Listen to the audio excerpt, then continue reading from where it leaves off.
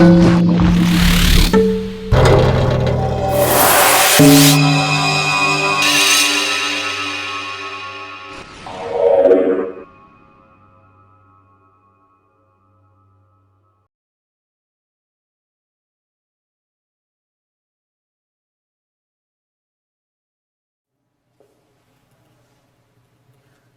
Tiresias, o sábio, cego e vidente.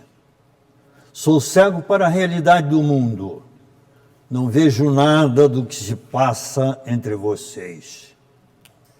Não vejo o que os homens, as mulheres, os velhos, os moços e as crianças fazem. Não vejo a evidência que rememora o passado e nem as mazelas e as benfeitorias do futuro. Não vejo a face aterrorizada das pessoas reunidas em praça pública, sendo assassinadas por atiradores de elite escondidos no telhado dos edifícios. Não vejo as crianças entrando nas creches contentes para brincar com seus amiguinhos.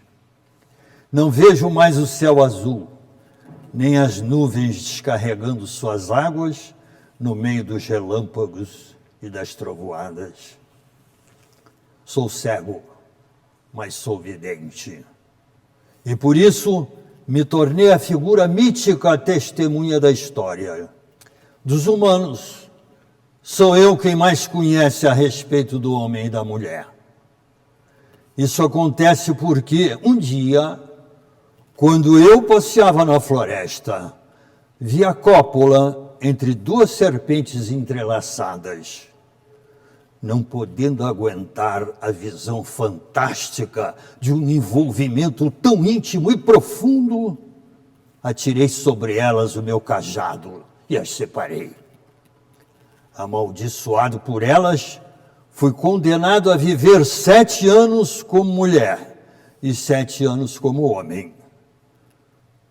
Assim o fiz, e foi durante essa penitência que compreendi a profundidade e a beleza do entrelaçamento das serpentes que não tinha conseguido testemunhar na floresta quando as separei. Depois disso, passei a conhecer a natureza da atração e da dificuldade que abençoa e atormenta o encontro do homem e da mulher. Fui chamado por Zeus e Hera, que também o buscavam. Numa tarde, no Olimpo, cheia de nuvens delicadas e frondosas, o casal, rei dos deuses, resolveu se conhecer mais na intimidade e no seu prazer íntimo. E se perguntarem mesmo qual dos dois sentiu o orgasmo e qual dos dois mais profundamente o sentia. Hera desconfiou logo da inteligência de Zeus e não quis confiar numa relação a dois.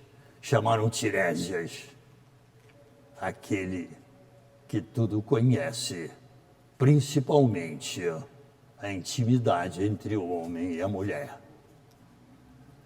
Ele veio e lhe perguntaram, Tiresias, entre Zeus e Hera, quem tem mais prazer com o orgasmo? Tiresias hesitou, porque sentiu que o terreno era muito delicado e duas almas se abriam para o que havia de muito profundo no encontro do homem e da mulher. Mas, pausadamente respondeu, de 10 vezes, Hera tem 9 vezes o prazer, e Zeus, 1 vez. Hera ofendeu-se e, revoltada, cegou-me. Zeus, em contrapartida, deu-me a vidência. E é isso que trago hoje para vocês. no paradoxo da cegueira e da evidência, caminho pelo mundo. Eu represento a necessidade e a dificuldade do homem e da mulher se conhecerem e se tornarem companheiros. Ecoando as vozes dessas heroínas da civilização grega, eu vim aqui denunciar a profundidade e o sofrimento inerentes a esse encontro milenar entre o homem e a mulher, no amor e na dor. Neste programa, vim revelar 3 figuras femininas tragicamente representadas pelos 3 grandes poetas do teatro de Atenas no século V a.C. Antígona imaginada por Sófocles, Eletra por Ésquilo, Medeia por Eurípides.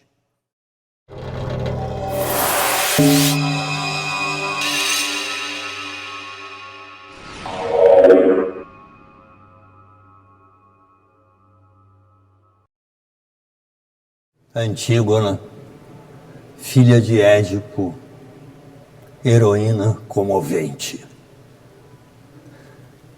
Ela leva seu pai pela mão para se expor à Grécia em toda a sua vergonha. Agora já cego, mutilado. Ao invés de se suicidar como sua mãe, Jocasta, ele agora, mutilado, porque não pôde ver os seus crimes, resolve agora, andrajoso, miserável, caminhar pela Grécia e mostrar a todos a sua sombra, a sua vergonha, o seu declínio e a sua desgraça. E Antígona o leva pela mão, com a sua bondade, a sua dedicação.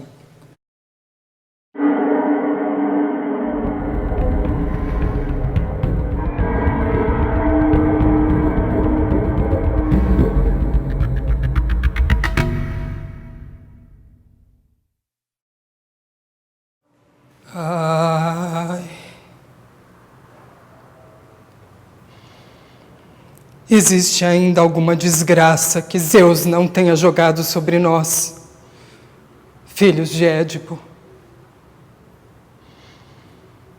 Toda dor, infâmia e desonra caiu sobre nossas cabeças, sem diminuir a fúria desse Deus. Da raça gloriosa e sofrida de Laio, não resta mais quase nada. E agora essa proclamação que Creonte lançou a Tebas. Sabem alguma coisa? Ouviram o que disseram? Ou ignoram que os que amamos vão ser tratados como inimigos? Meus irmãos, Eteocles e Polinices trocaram golpes fatais às portas da cidade por umas míseras escavações de argila e cobre. Polinices acreditava em Argos e morreu por ela. Eteocles lutou até o fim, defendendo do próprio irmão a última porta de Tebas. Separados na vida, também não poderão se reencontrar sob o manto da terra. Para Eteocles, que lutou pela pátria e pelo direito, Creonte ordenou pompas de herói, respeito total a todos os ritos e costumes.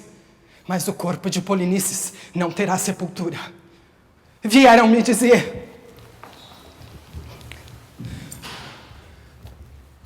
a ordem oficial é que ninguém poderá enterrá-lo, nem sequer lamentá-lo, para que vire banquete de abutres. Pois eu declaro às autoridades dos cadimeus que se ninguém se anima a ajudar, eu mesma abrirei a cova.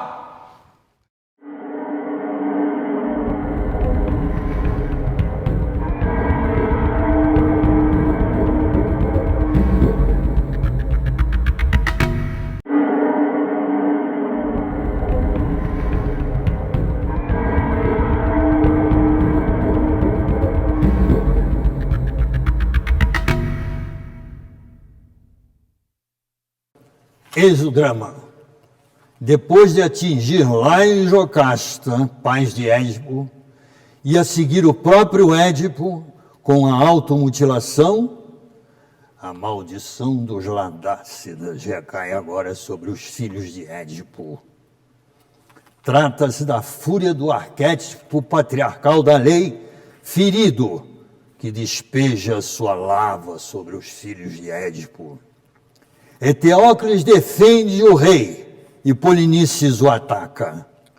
Os dois jovens irmãos morrem em luta fratricida. Seguindo o caminho da purificação de Édipo no final da vida, Jocasta quer transcender a truculência patriarcal tradicional e atingir o arquétipo da alteridade, da compaixão. Ela não se conforma com a entrega do corpo de seu irmão, Poliniques, aos abutres e vai enterrá-lo. Ela sabe que ao fazê-lo, enfrentará a pena de morte. O arquétipo da heroína alia-se ao sentido do seu processo de individuação, de sua identidade única e profunda. Ela assume gloriosamente a sua rebeldia e o seu destino e enterra seu irmão. Eu não nasci para o ódio, nasci para o amor.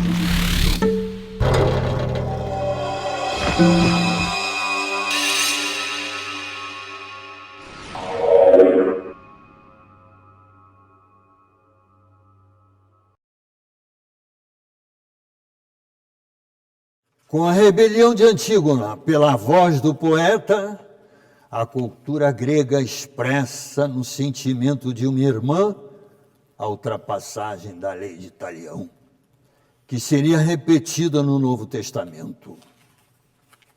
Ao invés de olho por olho, dente por dente, que lhe impõe o rei Creonte, Antígona se rebela em nome da compaixão e do amor. Contemporânea de Buda e 500 anos antes de Jesus, Atenas já mostrava ao mundo o apogeu da sua cultura. Não nego nada do que fiz. Enterrei meu irmão. Não foi Zeus quem me mandou, nem de que a justiça dos infernos criou as leis que faço minhas. E não me pareceu, Creonte, que o teu decreto seja tão forte a ponto de impor aos mortais a obrigação de transgredir normas divinas, não escritas, inevitáveis, que não são de agora nem de ontem, mas de sempre. Ninguém sabe quando apareceram. Não, eu não iria arriscar o castigo dos deuses para satisfazer o orgulho de um pobre rei. Sei que vou morrer, mesmo sem teu decreto. Aceito isso como uma vantagem. Quando se vive como eu, em meio a tantas adversidades, a morte prematura é um grande prêmio. Morrer mais cedo não é uma amargura. A amargura seria deixar abandonado o corpo de um irmão. E se disseres que ajo como louca, eu te respondo que só sou louca na razão de um louco.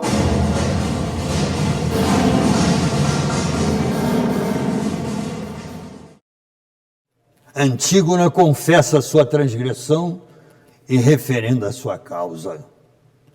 Ela não se justifica por uma desobediência a Zeus, comandante supremo dos deuses olímpicos, e nem a Dike, a própria deusa da justiça. Ela fala em nome de normas divinas, não escritas, inevitáveis. Ela privilegia uma ética acima da organização da civilização estabelecida pelas leis, que são a seara de Zeus e de Dike. Ela invoca para sua conduta o princípio ético das escritas divinas inevitáveis. Ela está se referindo à compaixão, a mesma que ultrapassará as leis escritas e trará um novo paradigma ético para a humanidade. Novo, porque ultrapassará os cânones éticos patriarcais olímpicos, mas que existiu desde sempre no fundo do coração dos seres humanos.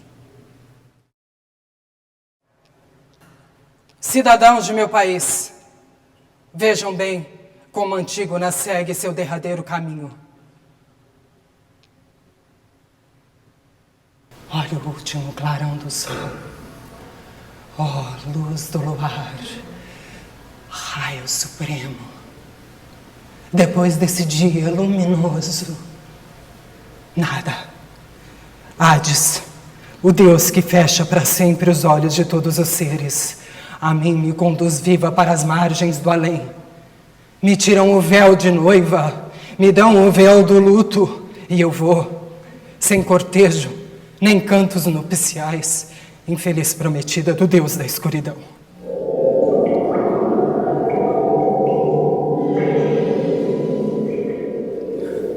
Bem me avisaram do destino terrível que caiu sobre a filha de Tântalo, no alto do Monte Cipilo. As pernas presas por uma avalanche, seu corpo vivo ficou exposto ao tempo.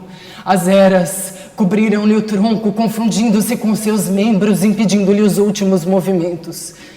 Dizem que não morreu, exposta ao céu, ao vento, à luz dos astros. É sempre inverno lá, e dos seus olhos caem límpidas lágrimas de neve.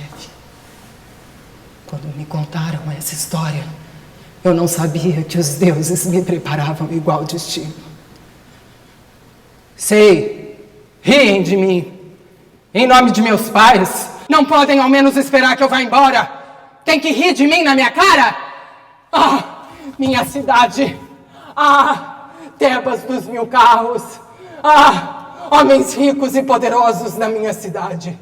Sejam ao menos testemunha de que um dia, sem um amigo para chorar o meu destino, e por forças de leis que desconheço, penetrei viva numa tumba, um fosso cavado no coração da montanha.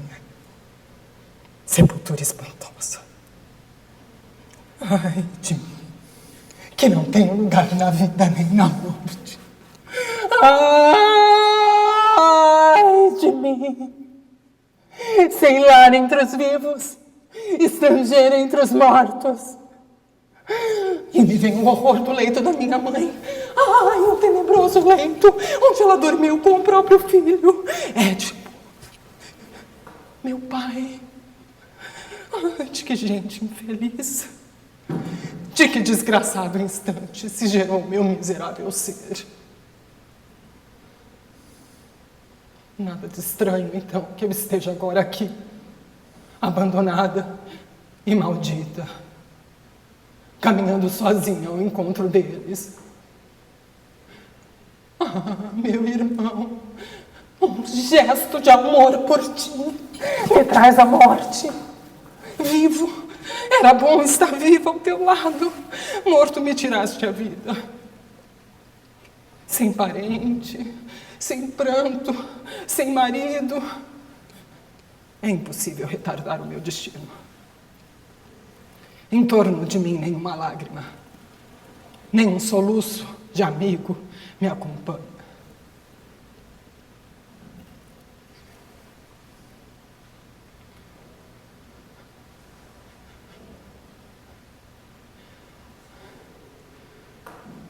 Túmulo, leito nupcial, eterna prisão de pedra, seja o que seja, lá esperam mortos sem número para abrir os braços de sombra a essa infeliz que desce à sepultura sem ter provado o gosto da existência.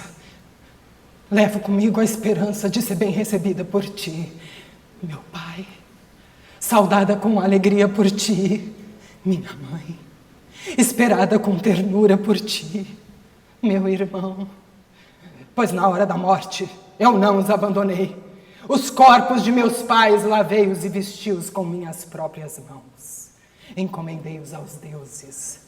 Pratiquei sobre eles os ritos funerários. E é por ter ousado fazer o mesmo com teu corpo em ruínas, meu irmão Polinices, que me dão a recompensa de te encontrar na morte. Contudo, os cidadãos sensatos apoiam e dão razão ao meu comportamento. Sabem que se eu fosse a mãe de um filho e o visse morto, ou se meu marido morto estivesse apodrecendo ao sol, eu não enfrentaria a fúria da lei, nem a incompreensão da maioria. Mas com pai e mãe já nas sombras do sepulcro, a vinda de um outro irmão não me é mais possível. Eis porque pus acima de tudo as honras que Polinices merecia, e por um gesto de piedade me apontam como ímpia, porque respeito os mortos, dizem que sou sacrílega.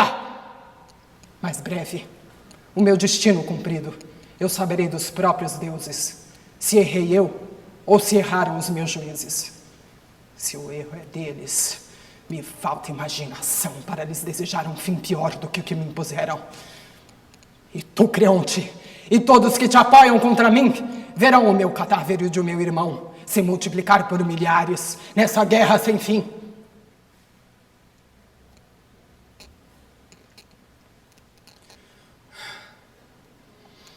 Pátria de meus pais, terra de Tebas, aqui vou com humildade, última remanescente de tuas princesas, aquela que seria a rainha. Se alguém perguntar quem foi Antígona, que respondam: foi aquela que morreu pouco antes de Tebas.